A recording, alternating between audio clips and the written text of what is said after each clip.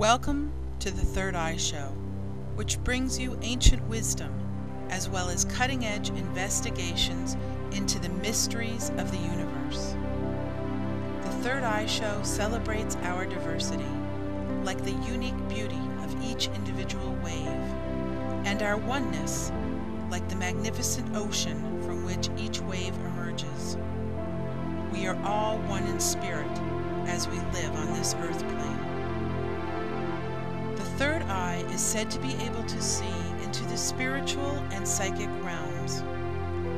At a time when our lives, our country, and our planet are undergoing intense transformations, we will explore topics that will fascinate, enlighten, and empower.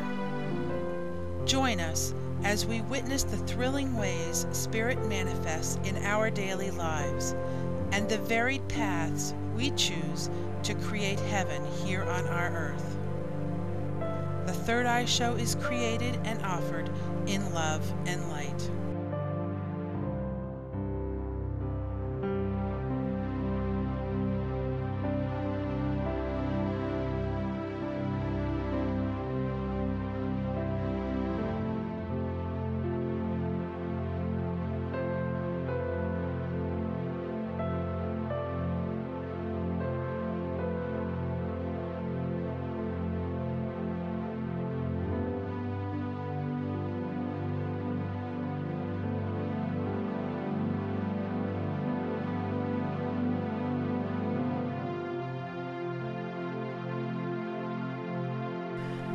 Relax with us today as we learn the way of chocolate, read some banned books, listen to lovely music, discover the emotional freedom technique, and hear about a piano-playing ghost in Scotland. There are treats for everybody on today's Third Eye Show.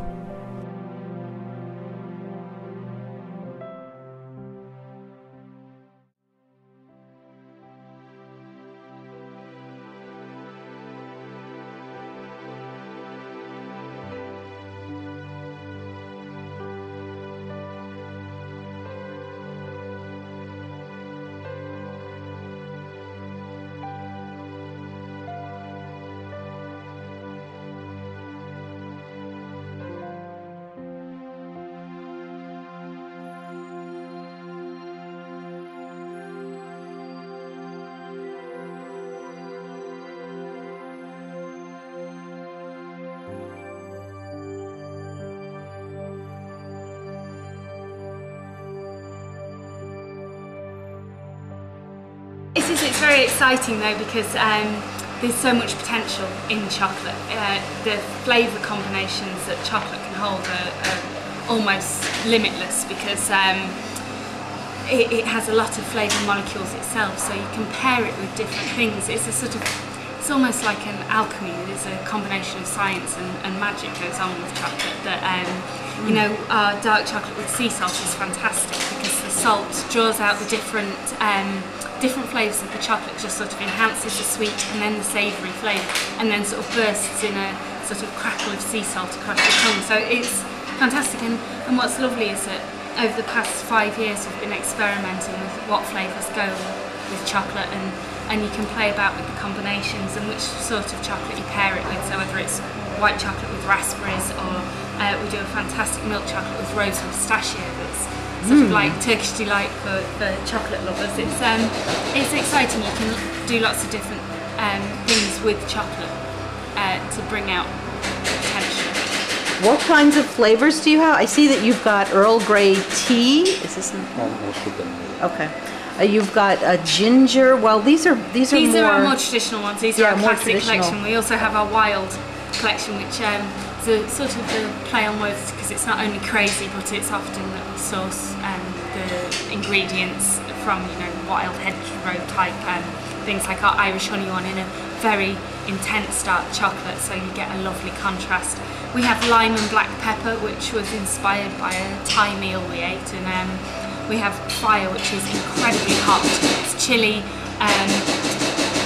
jalapeno chilies, pink peppercorns, and oak essence. Ooh. So it was inspired by a winter night in front of the fire and sort of the toasted oak flavours of that. We do a gin and tonic chocolate, so you know. Very English. Very English, yes indeed. It's not actually alcoholic, it's crushed juniper berries and lime zest, so you get this lovely recreation of gin and tonic in chocolate. But you do have quite a few liqueurs in your chocolates, is that right? We do in our truffles. We also have a range of truffles with things like rum and black cherry, which is a rich, intense truffle, very popular with German customers. They really love the intensity of the flavour of that. We do a wildflower one, which is lavender and rose and orange blossom honey. So it's a really lovely, gentle, fragrant, great to eat with a herbal tea before bed. Really good. You get a good night's sleep after that. Very relaxing. The lavender.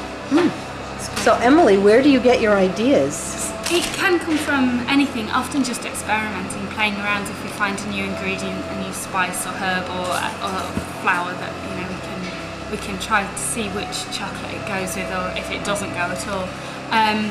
But it is often playing with the idea that chocolate is as savoury as it is sweet, so it often is the spices and things that we put with it that, and it comes from different cuisines, different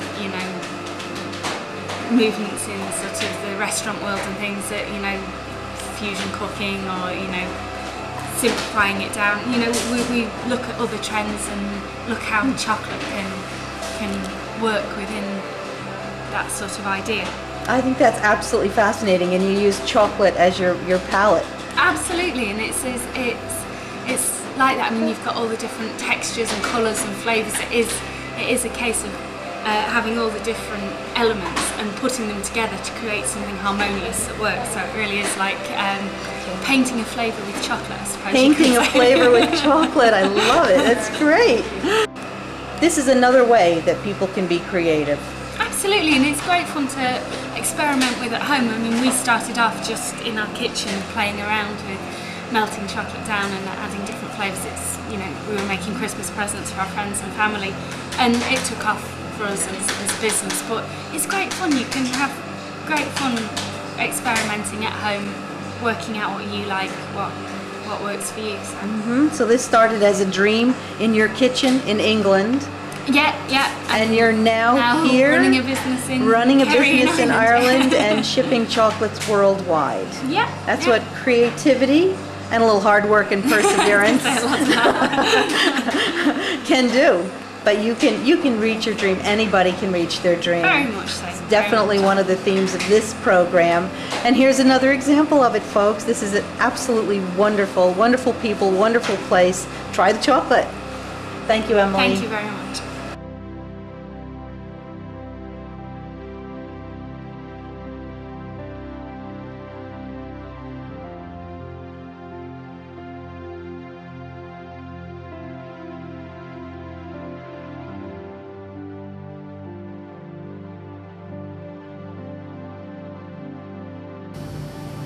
Hi, welcome to the Third Eye Show.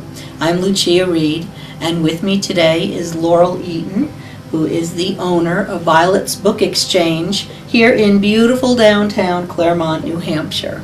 Welcome, Laurel. Thank you, Lucia. Thank you for being on the show. And I see that you have quite a collection of Harry Potter books here. How are Harry Potter books received in this neck of the woods? I'm really happy, for the most part. When the latest one came out, we sold over 100 copies, and typically, it's a small bookstore. We might sell 5 copies of any given book, and 100 is just spectacular. We had a great midnight party. We had well over 150, 200 people in the store at midnight. It was really great. I'm still selling them. I'm continually buying them to keep them on the shelves. So wonderful. Yeah. Oh, that's great. Have there been any problems? Because I know that some bookstores have had problems with complaints about Harry Potter. Have you experienced that? I've never had any overt complaints, just overheard children asking, you know, can I have this book, and parents sternly admonishing them that we don't read books like that. Typically it's one type of shopper, homeschooler, evangelical type. Other than that, really nothing at all. Other than the cost, people might complain that they're too expensive. But you know, just that small microcosm of our readers. So you have experienced some censorship. Some people are. Do you get the impression that these people have read these books, that they know what's in the books? Oh, absolutely not. No, they've, you know, either at church or, you know, parent groups or whatever, they've learned that they shouldn't be allowing their kids to read these books, but they haven't read them, and they'll never read them. They're, you know, it's not a book that they're ever going to read. I've read them. You've read them. I've read them too, and I actually read them all back to back. I felt odd when I was selling the book that I had never read any of them. And it wasn't censorship on my part. It was I'm not a big fantasy reader, so I thought, oh, it's going to be this, you know, book about wizardry, and you know, it's not going to be anything I'm interested in. But I got the audio books, and I listened to them back to back in my car, and I only live 7 miles away, so I had to make a few extra trips into town so I could finish a chapter. Oh, but they're just wonderful books. They really are. They're well written. I think that they're not evil at all. It's love and friendship and loyalty, and I think they're great. If there's any evil in them, I mean, there is this evil wizard, but he's clearly the evil wizard. That's right. And in the end, of course, love and heroism and loyalty and bravery, they all triumph. That's right. As they must. That's right. Inevitably. So it's not, there's nothing in these books about evil being good or triumphing or anything like that. So my impression is that people who are objecting to these books really don't know what's in them. Oh, that's right. That's right.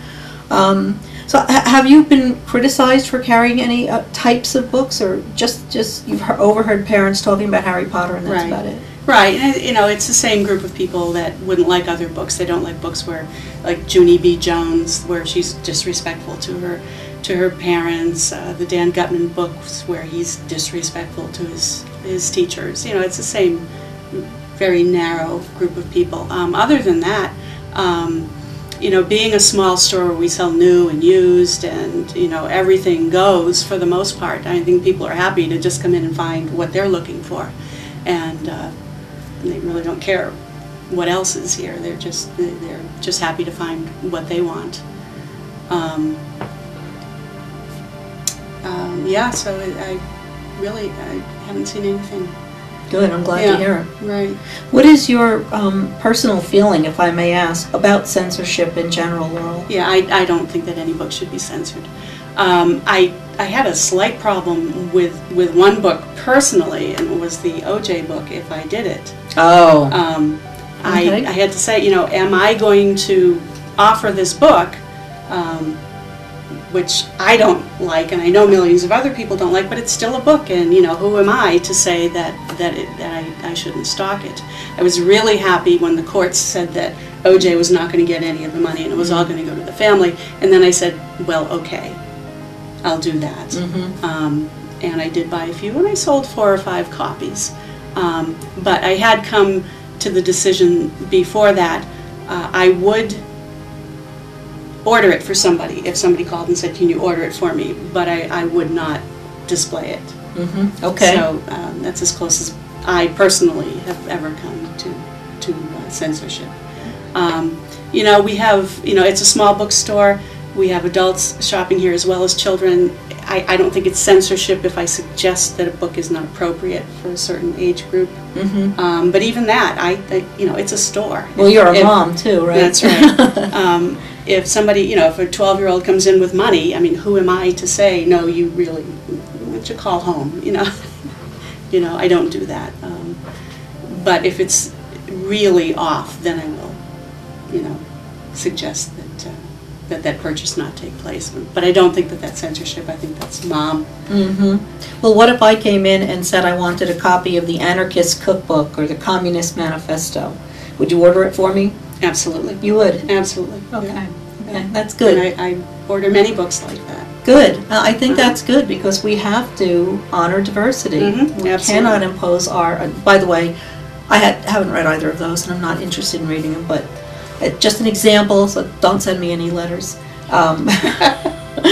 But we should be free to read whatever we want to read. If I wanted to read the Communist Manifesto, you know, I must be free by the American Constitution to do so. Yeah. So... And for me, it's always interesting what people do come in and say, do you have this? You know, somebody came in, do you have the Malleus Maleficarum, which is the book that the witch burners used as their Bible. Oh. You know, if this and this happened, you know, this is how we will do it. And I found a copy and I was happy to do that. We have to be able to be free to think and read and talk and discuss with one another. If we don't have a free flow of ideas, we're in big, big trouble. That's right. That's right. Don't you think? And we all learn from each other. I mean, I might not read that book, but I'd be interested to, you know, talk to somebody who had. Yeah, yeah, absolutely. And you never know where you're going to find truth and beauty and justice. It might come up in a place that you're not expecting to find it. That's right. And I would go back to Harry Potter there. I mean, I would never have read those unless I was sort of pushed into it. I felt, like I said, sort of a fraud selling them without ever having read them, and I read them, and they were wonderful. They really are wonderful books. All right, well, thank you so much, Laurel. I appreciate your thoughts on this.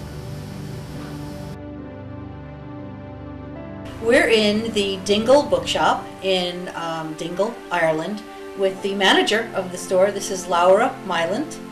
And we're going to talk a little bit about censorship, or maybe the lack of. Well, welcome, Laura. Oh, thank you. Thank you very much. Welcome in Ireland. Oh, thank you so much. Thank you. Or as they say here, Keat Mille Fórte. Yeah, 100,000 welcomes. Yes. Yeah. I'm curious to know what your experiences have been. What happens when people walk through the door, especially with the Harry Potter books, because we are going to be talking about that. Have people walk through the door protesting Harry Potter books because they're evil or something?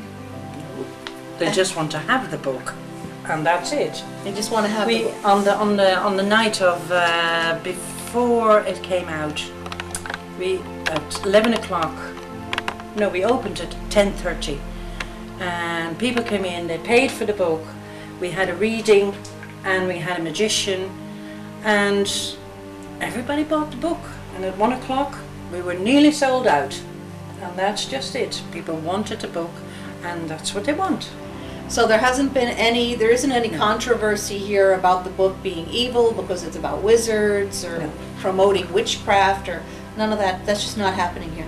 It hasn't happened here. Hasn't I don't know. happened here in I don't know whether there are people who think that. They might think that. I don't know.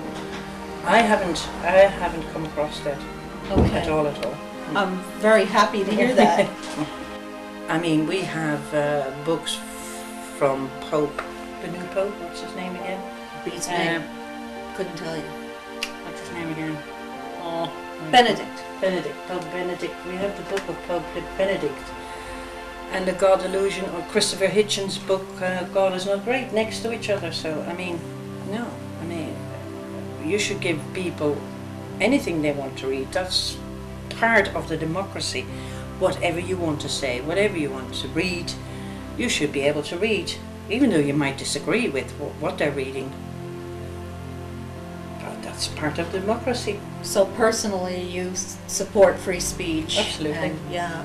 Even though I come originally from Holland, and people don't like the Hitler, Jugend or whatever, or the neo-Nazis. But, I mean, at the same time, you're a democracy, you can stop it, that's just it. So you think that they should have a voice? Well, yeah. I agree with you. I mean, I find it hard, don't get me wrong, but because I disagree with them. But Of course. I still think that they have to have a voice. All right. So that's the word on censorship from a local bookstore in Ireland. In the very west of Ireland. The very west of Ireland. Thank you. Thank you. Okay. Gone with the Wind, Little House on the Prairie, To Kill a Mockingbird, The Grapes of Wrath, and Little Red Riding Hood. Aside from being immortal classics, what do all of these books have in common? That someone, for some reason or other, somewhere right here in America, decided they were objectionable and wanted them removed from your public schools and libraries so you couldn't read them. Every one of these books has been challenged, and some were actually banned. Even Little Red Riding Hood. Did you know that there was a bottle of wine in the basket she was bringing to Grandma? So what was Little Red Riding Hood trying to pull? Promote underage drinking? And how about Anne Frank's Diary of a Young Girl? In 1983, 4 members of the Alabama State Textbook Committee called for the rejection of this book, wait for it, because they found it depressing. Geez, what's Anne Frank trying to do? Bum us all out or what? Now you may be saying to yourself at this point that these are ridiculous, extreme examples, that they must be few and far between, and these are just extremes. But unfortunately, that's not so. Every day of the week, someone, somewhere, is trying to control what you can read or see. Censors set themselves up as judge, jury, and executioner of images and ideas. Now, I like my neighbors just fine, but I don't want them deciding what's appropriate for me to read and think. Do you?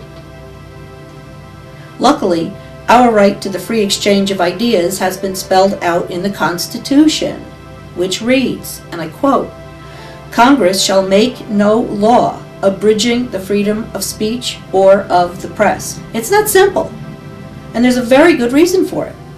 This freedom is necessary because as a government of the people, by the people, and for the people, it is the responsibility of the people to inform themselves. And how can we remain informed if the only materials available for our consideration are those deemed quote-unquote suitable by censors? And who chooses these censors in the first place? The same folks who challenged Little House on the Prairie? Come on. You may think that science, by its very nature as an analytical process, must be immune from meddling. Oh, but not so. I agree with you, it should be. But, unfortunately, censorship has existed throughout the ages here too. Probably the most infamous case occurred in the 17th century, the one that everybody knows about, Galileo, who was arrested for having the nerve to point out that the Earth rotates around the sun. What a concept.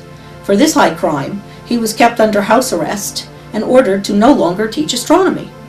But Galileo had the last word when he said, and again I quote, "I do not feel obliged to believe that the same God who has endowed us with sense, reason, and intellect has intended us to forego their use."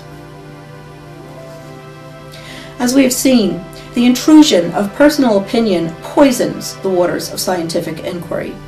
Even today, an ominous post on the University of California's library website reads, quote, "One of the latest incidents of censorship involves the Federal Fish and Wildlife Service, which issued an internal memo instructing its scientists and employees to not publicly discuss climate change, conditions of Arctic polar bears, or the status of sea ice." And this from the National Coalition Against Censorship website, dated July 22, 2006. Quote, "The Union of Concerned Scientists released the results of a survey sent to nearly 6,000 scientists at the FDA. According to the 997 respondents, 1/5 claimed to have been asked to change or exclude scientific conclusions for non-scientific reasons, while 60% witnessed political appointees inappropriately involving themselves.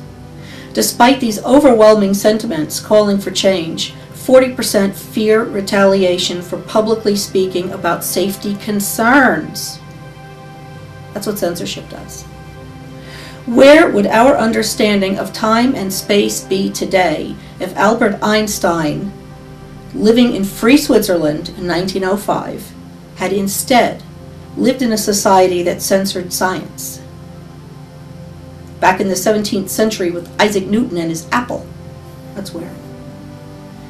But perhaps the most insidious of all forms of censorship is religious intolerance, which is a truly medieval practice. A case in point, I love this one. The book Zen Buddhism, Selected Writings, was challenged at the Plymouth Canton School System in Canton, Michigan in 1987 because, and I quote, "This book details the teachings of the religion of Buddhism in such a way that the reader could very likely embrace its teachings and choose this as his religion."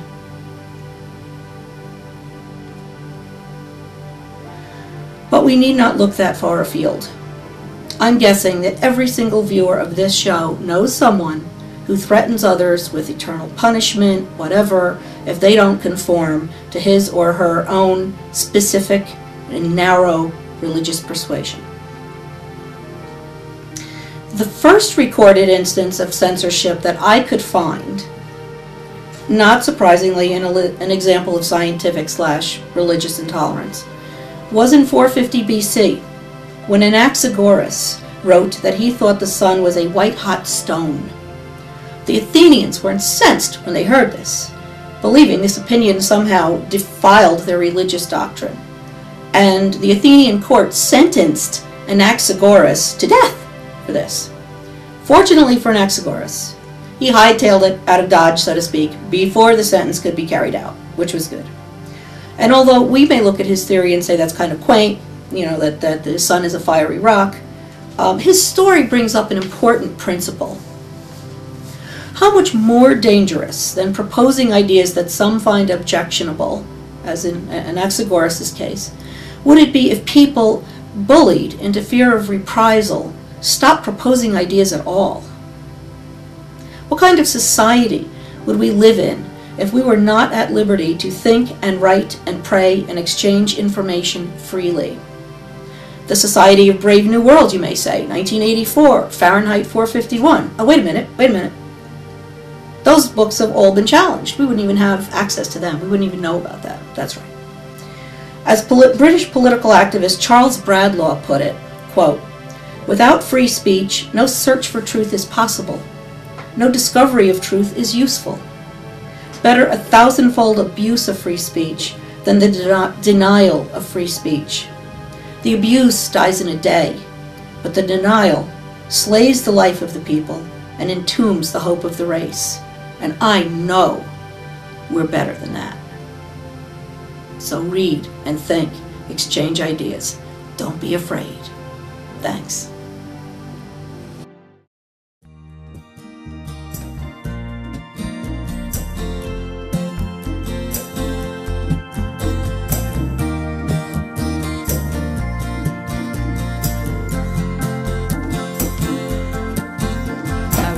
Lost in a landscape of hopelessness and broken dreams. I was living in this dream, but everything seemed so real. I was moving through a world of slow motion, low vibration energies. Kept saying I wanna go back, yeah, gotta find my way back home. I was wandering on a planet that was struggling. Her land and waters poison, her air too thick to breathe. I was wondering how such a planet could ever heal. I knew it could only happen if I believe. And a voice was telling me to open up my heart, to open up my arms and embrace the all that is. Only then can we awaken and the true healing start. So open up your eyes, let the healing begin. Awaken, awaken, awaken, awaken, awaken, awaken, awaken,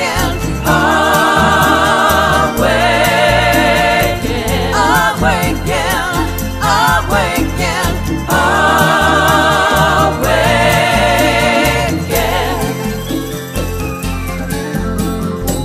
I see a new way, a way of wholeness and unity. I see a new world, a world of beauty and love and peace. I see a future of millions of bright shining miracles. I see a new day coming if we allow it to be. And a voice was telling me to open up my heart, to open up my arms and embrace the all that is. For only then can we awaken and the true healing start. So open up your eyes, let the healing begin. Yeah, yeah, yeah, yeah. Open up your eyes, let the healing begin. Open up your eyes. Open up your eyes, let the healing begin.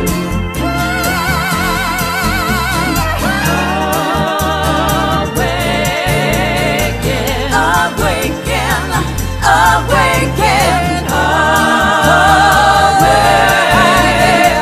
awaken,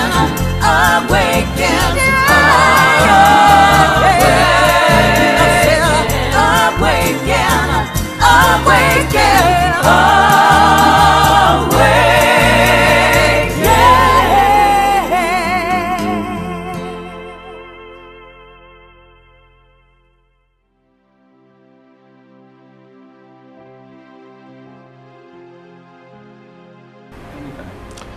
Welcome. Many people, Joy, have asked us about emotional freedom techniques and what it is, so I thought it would be good to just open by talking a little bit about that. Emotional freedom techniques, or EFT it is better known, is a universal healing technique that's in the hands of about 5,000 people around the world at the present time. Those include all types of therapists, such as doctors and chiropractors and even massage therapists and hypnotherapists, all types of different practitioners. And in some cases it's become the centerpiece of their practices because it is so useful for a variety of techniques. But it is also arguably the world's fastest growing self-help, self-healing tool in the world, even though most Americans have yet to hear about it. Currently, about 300,000 people around the world have downloaded the free training manual that's available at the creator of EFT's website. Gary Craig is the name. And it's being used by people in every walk of life, from the very young to the very old, and everybody in between. It looks a little bit strange when you first see EFT, and we're going to tell you that ahead of time. Joy is going to be demonstrating the technique for you. But it's currently something that you have with you wherever you go. It's right at your very fingertips, and it's a very powerful tool to utilize for either physical problems such as discomforts, including headaches, all types of pain, even severe pain that are caused by serious diseases. as well as common upsets, such as resentments, such as fears and angers and other things. It also was originally introduced in 1995 to handle some very heavy-duty emotional issues, such as post-traumatic stress disorder, addictions, lifelong phobias, and so on. And it was also introduced with the goal of really bringing down the therapy times from decades and years and months to literally hours and minutes and even seconds in some cases, which was quite remarkable. So those goals were achieved when EFT was introduced in 1995 by Gary Craig, who is and was at the time a personal performance coach, as well as an alternative therapist. He was a master NLP practitioner, for example. And his genius was to introduce a simple set of tapping points that allowed people to rapidly feel better physically and emotionally. And we're going to be demonstrating those shortly. EFT has been called an emotional form of acupressure or acupuncture.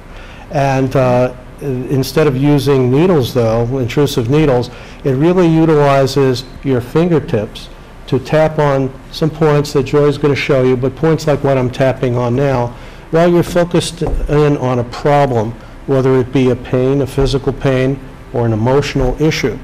And really, emotional freedom techniques, or EFT, is part of a whole new wave of techniques now that are under the umbrella called energy psychology.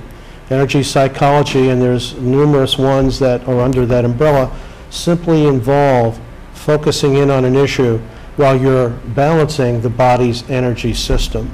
In fact, the whole principle that EFT is based on is the notion that all emotional upsets are created by the imbalances in the body's energy system. Whenever the body's energy system becomes imbalanced, we experience various negative emotions as a result, or we feel pain due to the contribution of the emotions, or we feel discomforts in some way. So all energy psychologies share that in conjunction with each other. EFT is at the forefront now, presently, and it's a very simple to use technique, as you'll see. Even children have been able to learn it as young as 3.5 years old in 5 minutes or less. So it's something that's taught often for free. You can download a free manual. It works remarkably quickly, again, in minutes and even seconds, as opposed to the conventional therapy times that one would normally encounter for those things that EFT had been applied to. So we're going to be showing you a little bit more about this simple to use technique and give you ideas as to how you can utilize it in situations that'll give you alternatives to things like drugs, for example, medications, alternatives to other type of conventional therapies that you might get into. Now, we want to start out and actually demonstrate emotional freedom techniques for you for some simple issues. And Joy is going to actually go through the sequence of tapping on her body, those points, while focusing in on a hypothetical issue, an issue of anxiety about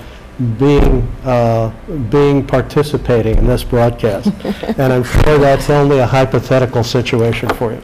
So Joy, if you would, we'd like to demonstrate the physical technique called EFT. Okay, all right? we can do that. And it's not necessarily that hypothetical situation. Actually, one of the most common phobias is fear of public speaking. And this affects a lot of people in their personal life and especially in their careers. And it's definitely something that EFT has been very helpful to me in dealing with. So we're going to assume that I have a fear of public speaking, and that's how we're going to approach this. Nathan, I'm going to go through the actual physical tapping points, and Nathan's going to describe them as I do that. And then we'll do what would be a round of EFT demonstrating this for you. So first of all, you start with what we call the karate chop point, which is right here on the blade of the palm of the hand. Okay, and you might want to talk about the setup, Nathan. Okay, while Joy is doing that, I would like to mention that the energy system is being set up by this type of tapping on the side of the hand. You can think of it as though you were running a tape recorder and you put in the batteries backwards, and as you probably experience, if you've done anything like that, you could press buttons pretty much all day long and nothing is going to happen. So in the same way, we try to arrange the plus and minus charges of the body's energy system through this first portion of the technique where we tap on the karate chop point. And while we're doing that, we're going to be saying some words that'll help us to focus in on the issue, okay? So this is just to set up the body's energy system, the first part, and then we're going to be tapping on specific points along the body's energy meridians, which, by the way, these are the same meridians the Chinese acupuncturist mapped more than 5,000 years ago. And they are used in acupuncture and acupressure. That's Okay, so the first thing would be the setup, which we would tap on the sides of our hands, and we will demonstrate what we would say while we're doing that in a moment. Okay, the first tapping point is right here, and it's called the eyebrow point. The eyebrow point. Yeah. The second, and each time we're going to be tapping about 7 times on each of these points, like the eyebrow point. And you tap firmly enough so that you can feel it. You don't want to bruise yourself. If you're tapping on a lot of issues, you might want to go a little easy, but you want to be able to feel the tapping. Okay. The second tapping point is by the side of the eye. Right, and it's just called side of the eye point. Yeah. And again, it's the bony ridge point where you can feel some bone. Now, you typically use 2 or 3 fingers, so when you're doing that, you're bound to get the exact spot. Right. You can even use more fingers if you want, but most people use 2 or 3. And Okay? sometimes you can tap on both sides. It's a very forgiving modality. If you're not exactly on the right spot, it's okay. If you miss a spot or that sort of thing, it doesn't matter. The third point is right here under the eye. Okay, again, the bony hollow area under the eye, and you tap about 7 points. If you go over, that's fine. You don't have to count. You could use either eye. If you're left-handed, you could tap on the under the left eye, or right-handed, you could tap under the right eye. Or you could even do both like this. Right. The next point is right here. It's the upper lip. All right, just under the nose, in the crease by the upper lip. Right here. Very good. Okay. Right here under the chin would be the next point. I'll show you. Okay, and then the next point would be right here. It's called the collarbone point, and it's right here on the inner end of your collarbone, right in the center, right where that notch is, just to the side of that notch on the collarbone itself. Approximately 1.5 inches down, and either to the right or left, it is where the clavicle and the breastbone connect, but it's roughly about 1.5 inches down and to either side. You'll feel the bony collarbone initial point. Right, so it's right there. Right. The next point is right here under the arm. I'll try not to hit you with my elbow. Right here under the arm, and it's just called the underarm point, and it's sort of right for a woman where her bra strap is. For a man, it's about even with his nipple, and it's right here on the side. Approximately 3 inches down from the pit of the arm. Right, okay. Okay, and then we go to the hand. Now the next point is right here beside on your thumb, right below the nail bed. Right below the nail bed. So you tap right here below your nail bed, again 7 times. You move to this finger, you tap 7 times. Again, 7 times on your middle finger. You can skip your ring finger because you're going to cover that with another point. So then you go right to your pinky and you tap right here. Okay, right there. Then you come back to your karate point, which we had tapped on in the beginning, and you tap 7 times on your karate point. This is what we call the sequence. Full sequence, and you will learn also as you practice EFT that there are shorter versions of this that you can do that only take a few seconds actually to do. But this, we're showing you the full sequence, or what they call the full recipe. Now you go to what they call the gamut point, which is right here below the notch between your little finger and your ring finger. It's approximately about 1/2 inch back from the web where those 2 fingers join. Right, and you tap there. Now you do what we call the 7 gamut, and this is where you start to feel a little silly sometimes, and the fact that I'm doing this on camera is proof that this method works. You start by tapping there, and you keep your eyes open for 7 taps. Then for 7 taps, you close your eyes. Then when you open your eyes again, for 7 taps, you look down hard to the right, to the floor, without moving your head. Right. Then you look hard down left to the floor, without moving your head. Then looking straight ahead, with your head straight ahead, you roll your eyes like you're going around a circle like a clock. So you go like this, one way, and then you go around the other way. Okay. Full circle. Okay, and then you hum a song, you hum a few bars of a song that you're familiar with, and the traditional one that's usually used is Happy Birthday, because everyone knows the words to Happy Birthday, but you don't sing it, you just hum it. So while you're tapping, you go, then you count 1, 2, 3, 4, 5, and then you hum again, And the reason you do that, I'll let Nathan explain that. It's really to balance the left and right side of your brain in neurology. As you know, the eyes are connected through the nervous system to the brain, so that when you're moving your eyes in a certain direction, the opposite side of your brain is being balanced, as is your neurology. Doing that makes EFT, the tapping that we're going to be doing, even more effective. So even though it looks a little bit silly and strange, also the humming, because it involves the right brain and utilizes a song that actually has lyrics to it, it activates the right part of your brain. Counting is a left brain activity and involves the left part of your brain. So it's all balancing the various parts, making EFT more effective. Now, this may seem very complicated as a process, but I can guarantee you that it doesn't take too many rounds working with this before it becomes very comfortable and very familiar to you. And again, as we said, you don't always have to use this full method. There are many shortcuts that you can take that are just as effective when you're working on a problem. So I'm going to do this as though I was working on the problem, and the problem I'm working on is fear of public speaking. So I'll say, even though I have this fear of public speaking, I deeply and completely accept myself. And you will repeat this. Even though I have this fear of public speaking, I deeply and completely accept myself. Even though I have this fear of public speaking, I deeply and completely accept myself. This fear of public speaking. It's the sequence. This fear of public speaking. This fear of public speaking. This fear of public speaking. This fear of public speaking. This fear of public speaking.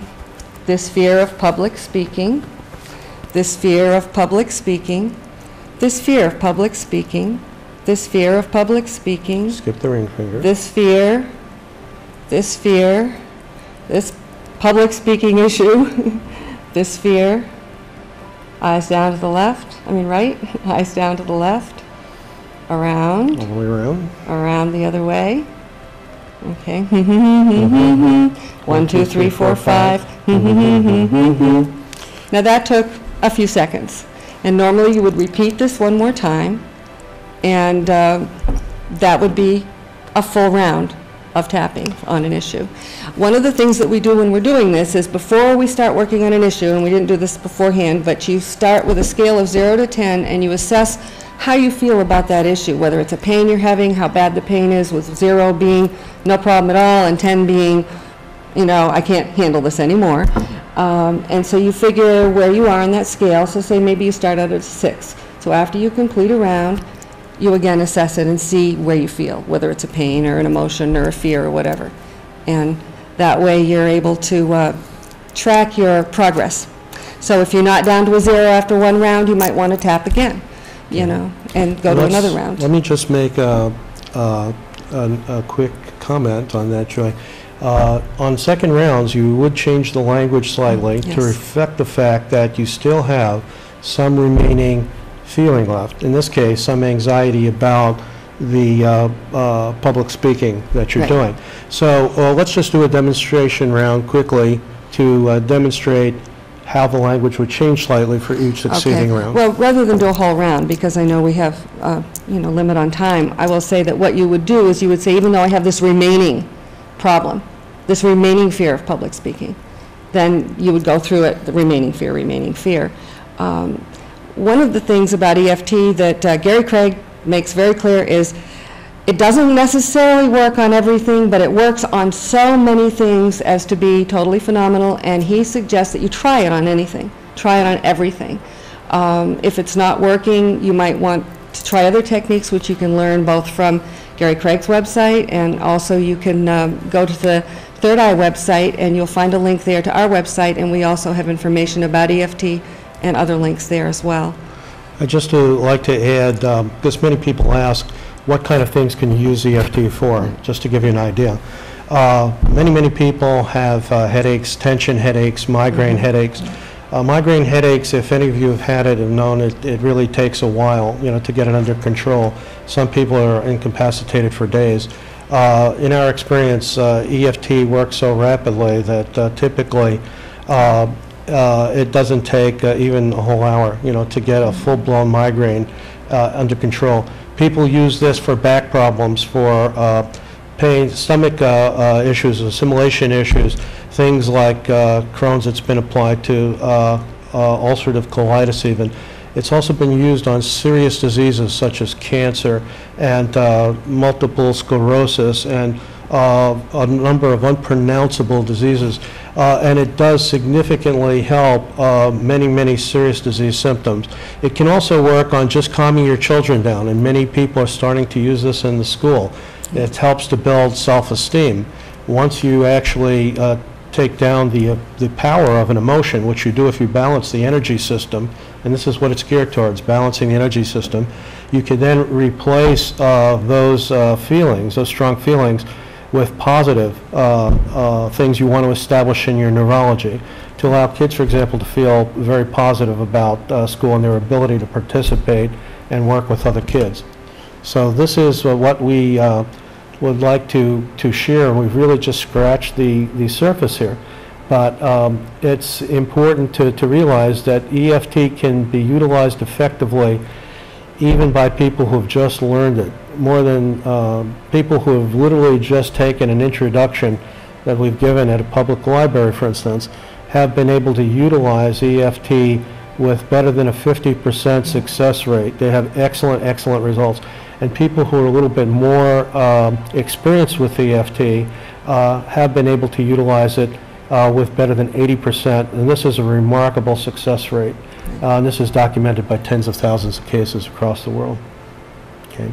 So we encourage you to use it, to try it, to learn more about it. Many classes are available. It's free to get started. You could download a free copy of the training manual off Gary Craig's website. And you can even work with professional EFT therapists such as Joy and I. But we highly recommend it to you, and have fun using it in a variety of empowering, interesting ways. You're watching The Third Eye Show.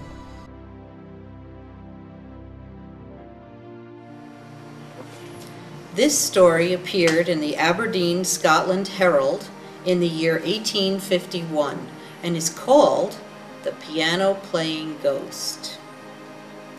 A family residing a few miles from Aberdeen, Scotland, were recently thrown for several successive nights into no small consternation by the unaccountable circumstance of a piano being set a-strumming about midnight, after all the inmates of the house were in bed.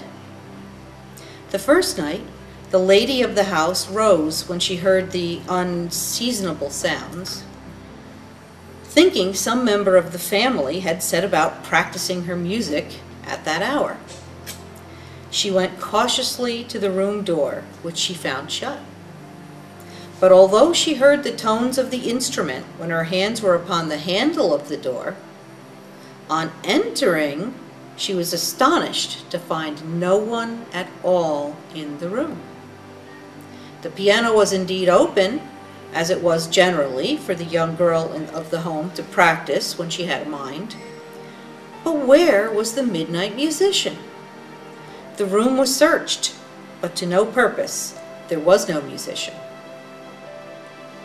The next night, the same sounds were heard, and a search was made again, but with no better success. 1 or 2 nights of quietude intervened between those on which such sounds were heard. but they still broke at intervals through the stillness of midnight. At one time, note by note, slowly, at another, like the quick, loud thundering of a battle piece, till the horrible conviction filled every mind that the house was haunted. One morning, the piano was heard sounding away much louder than usual, and the dawn having summoned up the courage that comes with the light of day, and they resolved that they should at all risks have a peep into that room. So they cautiously descended the stairs to the door of the apartment, which was slightly ajar. The musician was fingering the instrument with the greatest industry and energy, and apparently to her own entire satisfaction. Well, after much demurring, in they peeped, and most assuredly, through the dim dusk of the morning, a gray figure was seen, exerting itself most strenuously. They looked closer, when behold, there was, what think you? The cat, pawing away, first with her forefeet, then with her hind feet, now touching one note gently, then dancing with all fours across the keys. There was the solution of the enigma of the piano-playing ghost.